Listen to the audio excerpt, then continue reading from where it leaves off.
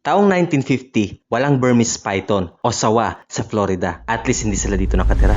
1970, naitala ang populasyon ng wild python sa state na ito ng US, partikular sa Everglades. Ngayon, 2026, tinatayang nasa 100,000 hanggang 300,000 Burmese python ang matatagpuan ngayon sa Everglades, Florida. Tinatakot nila ang mga tao, kinakain ng mga pet, inuubos ang mga native na hayop sa lugar. Sa madaling salita, malaking problema sa lugar, mga hayop, at pati na sa mga tao mismo. Pero dumarating ang point kung saan ang mga api ay nagtutulong-tulong para lumaban. Hindi dahil gusto nilang makipaglaban sa mga higanting ahas na ito, kundi para sa sarili nilang kinabukasan. Ang mga scientists sa Florida ay walang ginawa kundi i-track ang mga ahas, alamin ang lungga, patayin ang itlog, etc. Ngayon, meron silang alagang sawa o ahas na nagngangalang Loki. May haba na 13 feet, tumitimbang ng katumbas sa batang baka. Naglagay sila ng tracker kay Loki, gaya ng palagi nilang ginagawa, para i-track ang hayop kung saan ito pupunta. Ang mga lalaking sawa, lalo na ang mga Burmese python, ang siyang naghahanap sa mga babaeng ahas. Sila ang umaamoy sa scent ng potential partner at gamit si Loki, umaasa ang mga scientists na pupunta ito sa mga babaeng ahas na umiitlog ng daang-daang itlog tuwing spring para sa misyon na basagin ang mga ito at sirain ang pugat. Ngayon, habang sinusundan nila si Loki gamit ang tracker na kinabit nila sa ahas, inaasahan nila na makikita nila itong nakikipag-mate sa partner nito. Pero ang tumambad sa eksena ay si Loki, nakaunat ng diretsyo at hindi rin gumagalaw. Bukod pa dyan, nawawala ang ulo ni Loki. Siyempre nagulat ang mga eksperto kakaisip na paano napugutan ng ulo ang isang malaking ahas na tumitimbang ng 44 pounds. Aksidente? Hindi. Dahil sa pagkakaposisyon ng itsura ng bangkay ni Loki, alam nila na may nilalang ang responsable sa pagkamatay nito. Pero sino o ano? Hindi nila akalain na ang bata nila na si Loki ay magiging biktima. Pero sino nga bang may kayang harapin at patayin ng isang dambuhalang ahas? Bago natin pag-usapan kung anong hayop ang pumatay at pumugot sa ulo ni Loki, kailangan muna nating alamin saan nga ba galing ang mga ahas na ito. Kung hindi sila native sa Everglades, paano sila napunta dito? Ang Burmese python invasion sa Florida ay isa sa mga pinakamalaking biological invasion sa United States. Kabilang dyan ang mga carp at wild boar invasion. Taong 1950 to 1960, may mga report na mga namamata ang Burmese python sa Everglades. Pailan-ilan lang. Hindi pa sigurado kung mga sawa ba talaga ang nare-report ng mga tao. Hindi pa nakakatakot. Taong 1970, dumami ang nag-aalaga sa Florida ng mga exotic na pets. Nandyan ang mga unggoy, parrots, mga lizards o butiki, at syempre iba't ibang uri ng ahas. Ang Burmese python ay nakakahanga sa lahat ng uri ng ahas. Walang kamandag, gentle at maamo kapag bata pa. Makulay, iba-iba ang design o marka sa katawan. Perpekto para gawing pet sa bahay, pero hindi habang buhay. Sa loob lamang ng 2 hanggang 3 taon, kaya nang umabot ng mga sawang ito. Sa haba na 13 feet hanggang 14 feet, mga nasa 4 na metro yan. Kasya ang bata sa loob ng tiyan. Ano ang ginagawa ng mga owner kapag naging higante na ang baby snake nila? Pues dahil sa wala namang nagbabawal, inaalpasan na lang nila ang mga sawang ito. Saan? Sa mga sapa ng Everglades. Dahil sa klima ng Florida na naiiba sa ibang state ng US, lumalabas na ang Everglades ay perpekto para sa mga ahas na dumami. Katamtaman ng klima, parang tropical na bansa, maraming tubig at damuhan, at higit sa lahat, hindi kapos sa pagkain. 1992, tumama ang Hurricane Andrew sa Florida. Isa sa mga pinakamalakas na bagyo na tumama sa bansang US. Dinurog ang lahat ng dinaanan nito. Mga building, sakahan, bahay, kasama na rin ang isang facility kung saan nagbe-breed ng sawa ang mga scientists. Daang-daang ahas ang inagos, nakawala, nakalaya papunta sa mga gubat, swamps, ilog, at sapa ng Everglades. Sinasabi na dito talaga nag-umpisa ang lahat, pero hindi natin pwedeng baliwalain ang unang dahilan kanina. Taong 1990 pataas, madalas nang makita o mamataan ng malalaking sawa sa Everglades. Subalit taong 2000 lang nila nakumpirma na dumadami ang mga ahas na ito. Marahil hindi nila inaasahan na magiging komportable ang mga sawa sa lugar na hindi naman talaga sila nagmula. Ang mga sawa o python ay hindi maselan sa pagkain. Kinakain nila lahat ng gumagalaw. Ibon, raccoon, daga, isda, usa, paniki, kahit pa mga apex predator gaya ng alligator. Wala silang pakialam, lalong-lalo na kapag umabot sila sa tamang laki. Laki na hindi kayang tapatan ng kahit na anong uri ng hayop sa Everglades. Bukod sa hindi sila maselan sa pagkain, ang mga sawa ay kilala din na mabilis magparami. Bakit? Kadalasan, umiitlog lang sila ng nasa 20 hanggang 50 piraso kada pugad. Subalit conditional yan. Dahil kapag maganda ang diet ng ahas at sagana o marami ang pagkain, umaabot ito ng nasa 80 hanggang 100 piraso kada pugad. Pero hindi naman sila umiitlog taon-taon. Depende yan sa kanilang edad, laki, availability ng pagkain, at kondisyon ng kapaligiran gaya ng klima. Bawat isang itlog ng sawa ay mataas ang survival rate. Pagkapisa pa lang nito, nasa 1.5 hanggang 2 feet na ang sukat ng mga baby. Vulnerable sila sa mga birds of prey nang hanggang edad na 3 months. Pero matapos yon, halos sigurado na naaabot sila sa kanilang maturity. Kaya nilang umabot ng 20 taon at nakakapag-iwan sila kadalasan ng offspring na hindi bababa sa 100 piraso. Yan yung mga umaabot sa haba na 13 feet pataas. Meaning to say, kapag balak mo silang ubusin o alisin sa Everglade, hindi sapat ang pahuli-huli at pagpatay sa kanila ng paisa-isa. Ang masaklap na epekto ng invasion ng sawa sa Everglade ay ang pagkaubos ng local wildlife. Dati-rati, punong-puno ng raccoons, possums, bobcats at mga rabbit ang lugar na ito. Ngayon, paubos na ang populasyon nila, lalong-lalo na ang mga raccoon na pangunahing pagkain pa naman ng iba pang hayop. Dahilan kung bakit bumababa din ang bilang ng mga fox sa lugar na ito. Ang isang ito ay sawa na aabot ang haba 16 feet. Lumobo ang katawan nito na para bang kumain siya ng malaking putahe. Walang iba kundi isang usa. Isa itong white-tailed deer, tumitimbang ng 77 pounds. Alam natin na kumakain talaga ng iba't ibang uri ng hayop ang mga sawa. Pero ang makita ito na kumain ng isang buong usa, may sungay pa yan. Talagang walang patawad. Ang jaw o panga ng mga sawa ay nababanat na parang goma, pati na rin ang buong katawan nila. Literal na espesyal na katangian. Ito ang dahilan kung bakit kayang-kaya nilang kumain ng malalaking hayop gaya ng usa, baka, buhaya, at paminsan-minsan, alam mo na, tama. May mga kaso na kumakain ng sawa ng tao, pero hindi naman mismo dito sa Everglade. Kadalasan sa Indonesia o sa mga Asian country, doon natin maririnig ang mga ganitong kaso.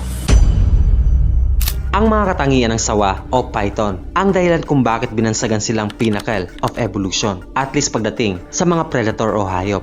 Dahil sa pagdating ng mga sawa sa Everglade, tila ba naging boss ang mga ito sa lugar. Hindi lang nito inuubos ang mga prey, kundi halos itaboy din ito ang iba pang kakompetensyang hayop. Pagdating sa pagkain, inuubos ang resources. Halimbawa nito ay ang mga alligator, mga buhaya. Sila ang tinaguri ang ruler o mga boss sa Everglade hanggang sa dumating ang mga sawa. Madalas silang nakikita na kinakain ng mga ahas na ito kapag wala silang mahuli na mas maliit na hayop. May mga records din na nakikitang naglalaban ang dalawang hayop na ito hanggang kamatayan. Taong 2012, opisyal na pinagbawal ng gobyerno ang pag-import ng sawa sa Florida. Pero huli na ang lahat, nasakop na sila. Ngayon, kung ang mga sawa na ang hari sa Everglade, anong nangyari kay Loki? Pues ang pagdating ng mga sawa ay parang pagdeklara nila ng digmaan sa ibang uri ng hayop, at ang digmaan ay kadalasan parehong may nasasawi sa magkabilang panig. Base sa pag-aaral ng mga eksperto, ang posibleng may kagagawan sa pagkamatay ni Loki ay uri ng mga big cats. Halimbawa ay cougar o bobcat. Parehong malakas, mabilis at kayang gumawa ng stealth attack, pero 44 pounds ang timbang ni Loki. Para malaman nila ang sagot, hindi nila kinuha ang bangkay ng ahas. Sa halip, naglagay sila ng recording camera sa tapat nito, at sa sunod na araw, nakita din nila. Isang adult na bobcat ang nakita sa kamera. Tila ba bumalik ang pusang ito para sa kanyang pagkain? Base sa kilos ng pusa, tila ba teritoryo niya ang lugar na ito kung saan napatay si Loki. Malinaw na ang bobcat na ito ang may gawa sa nangyari sa ahas. Ang insidenteng ito ay hindi ordinaryo. Ito ang unang naitalang pagpatay ng bobcat sa isang adult na Burmese python. Ang hayop na dinudurog ng mga sawa sa loob ng ilang taon ay natutong lumaban dahil bakit hindi?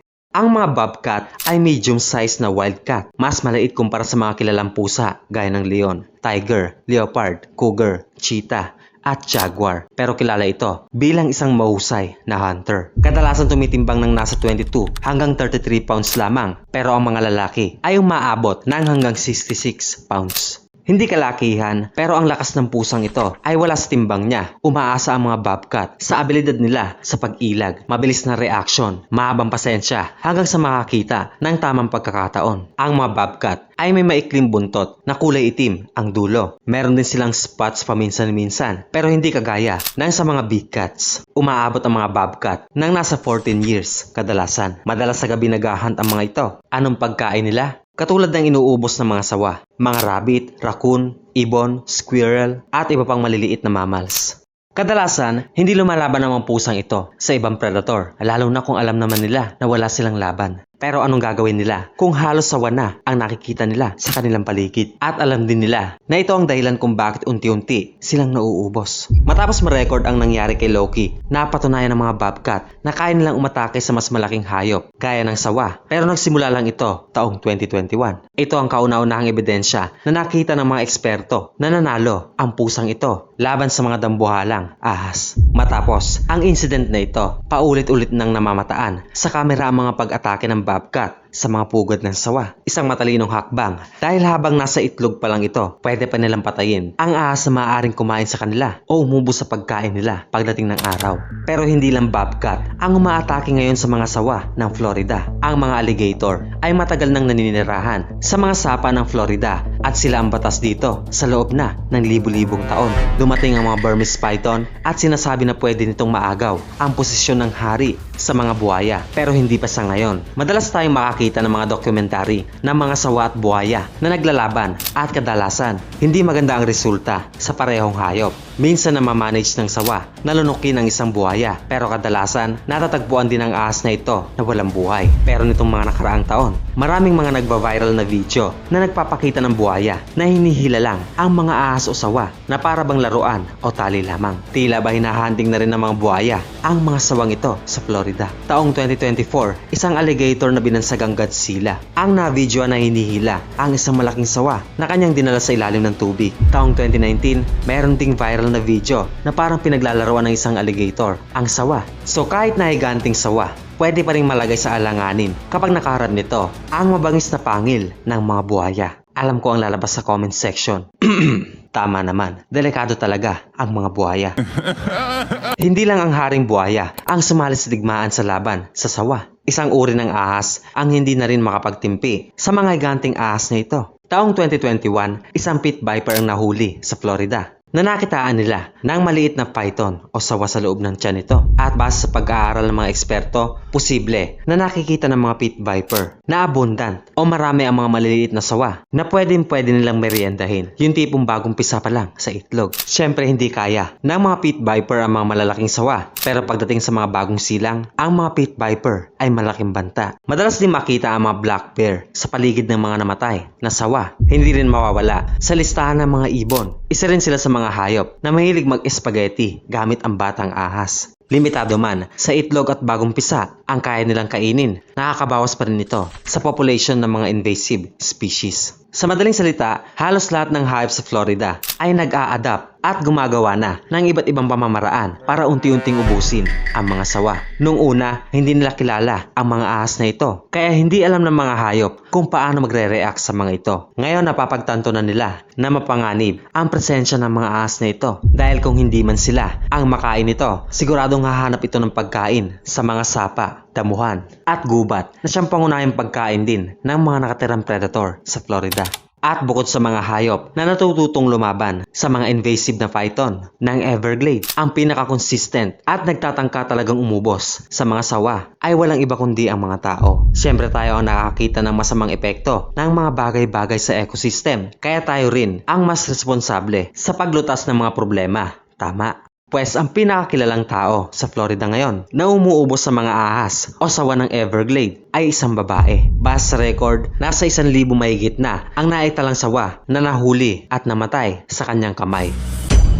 Si Donna Khalil ay isang bangungot sa mga ahas sa Everglades. Siya ang tinaguriang first professional python sa US. Taong 2017, nagawa ng programa ang state ng Florida para hulihin at patayin ang mga sawa sa lugar. 25 katao lang ang kasali dito at isa na si Donna dyan. Ayon sa resume niya, siya ay isang martial artist. Sumasali talaga sa mga python catching competition at ito talaga ang passion niya sa buhay. At least sabi niya sa resume. Siya ay lumaki sa pamilyang sundalo, adventurous bata pa lang, sanay sa panganib, nangingisda, nag-hunt, at sino ba namang mag-aakala na isa siya sa tinaguri ang pinaka-successful na partisipante sa buong programa. Sa araw na ito, higit 100 tao na ang nagtatrabaho bilang python hunter sa Florida, pero ang pangalan ni Donna ay palaging nangunguna. Mahirap ding huliin ng mga sawa, lalo na sa damuhan. Madalas tuwing gabi sila naghahunt kung saan nagpapahinga ang mga sawa. Kapag nailawan na ito ng flashlight, susunggaban na ito ng mga hunter para hulihin at isako. Hindi pwedeng magkamali dahil kahit na walang kamandag ang mga sawa, masakit pa rin ang pangil nito kapag bumaon sa balat mo. Dagdag pa dyan ang posibilidad na mapatay ka kung lagpas ito ng 10 talampakan na kung saan meron itong sapat na lakas para pumulupot at lagutan ka ng hininga gamit ang constriction. Base sa record, ilang beses nang napuluputan si Donna ng ahas at tila ba palagi siyang may paraan para baliktarin ang sitwasyon. Pwes hindi siya magiging sikat na hunter kung wala siyang nen para labanan ang mga ahas na ito, tama? Gaya ng nabanggit kanina, lagpas 1,000 na ang ahas na nakapangalan kay Donna. Ang huling hakbang ay euthanasia. Isang proseso ng pag-cancel sa buhay ng hayop kung saan wala itong sakit na mararamdaman. Yung euthanasia na part ay hindi pinapakita sa publiko. Obviously, ito yung pinakasensitibo na parte. Dahil sa taon na panghuhuli ng ahas, nasanay na si Donna sa mga sugat. At sa mas maraming sugat, ilang beses na siyang nakagat o natuklaw. Meron pang 1 beses na nakapulupot ang sawa sa leeg niya. Muntik na. 1 beses naman tumilapon siya sa ilog dahil sa laki ng ahas na inuhuli niya. At siguradong yun ang pinaka-memorable sa lahat. Yung tipong muntik na siyang sumalangit. At hanggang dyan na lamang kung mahilig ka sa mga video na kakaiba, nakaka-educate at interesanteng mga topic. Huwag kakalimutang mag-subscribe, i-like na rin ang video kung umabot ka sa puntong ito. At palaging tandaan na ikaw ay mahalaga. Kita kits.